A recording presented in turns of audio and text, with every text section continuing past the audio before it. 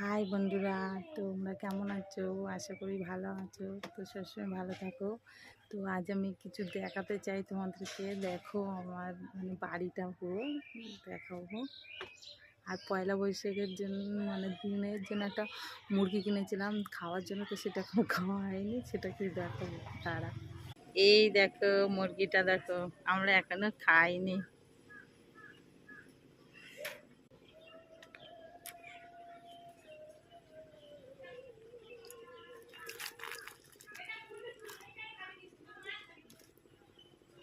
দেখো মুরগিটা কেমন খাচ্ছে। দেখো মুরগি 4-5টা ডিম পাড়া হয়ে গেছে।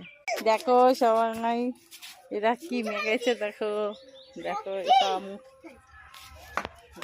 এই দেখো আমাদের উঠোনে কি হয়েছে, কুলপি শাক। দেখো আমার ভাইজিরা সব কেমন করে রং মেখেছে হোলি।